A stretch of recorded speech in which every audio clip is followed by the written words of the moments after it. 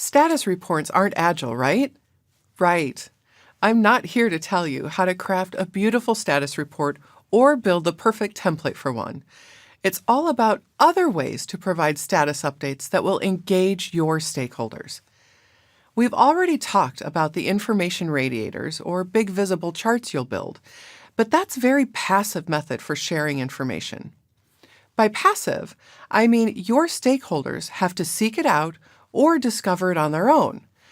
The preferred method of communication is always going to be face-to-face communication. Why is talking in person so important?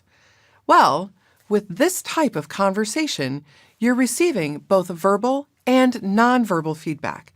This gives you the best picture of how your message is heard.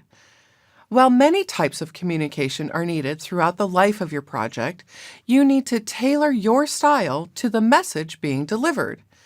Design meetings, for example, will work best face-to-face or with video conferencing.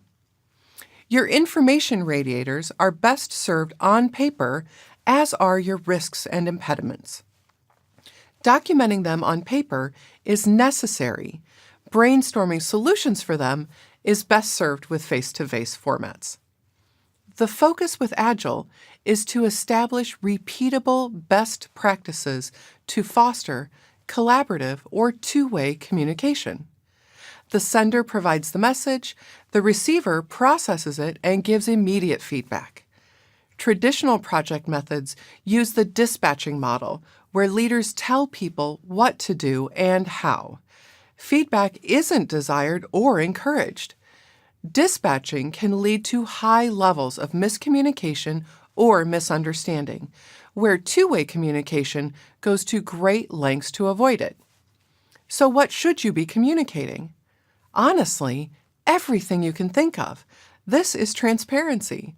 Remember that in order to maintain our stakeholders' trust in us, we need to keep information flowing to them freely. At a minimum, we should communicate our charter, vision, sprint commitments, release plan, burn charts, project risks and issues, and, of course, our quality or defect stats. You're also going to be providing forecasts for your stakeholders. Usually, these take the form of your roadmap and release plan. Remember, these are estimates, not commitments. So when you share them with your stakeholder group, help them keep this context in mind by also sharing your risks and issues. Your goal isn't to hedge your bets. It's simply to remind everyone that you don't know everything yet, so all plans are subject to change. We can forecast well in the near term, but not very well the farther out we go on the time horizon. You can also branch out a bit from traditional face-to-face meetings in your communication planning. Don't hesitate to host workshops for story writing or design sessions where you can model your product and decide the best way to proceed. Some of my favorite engagement techniques are collaboration games.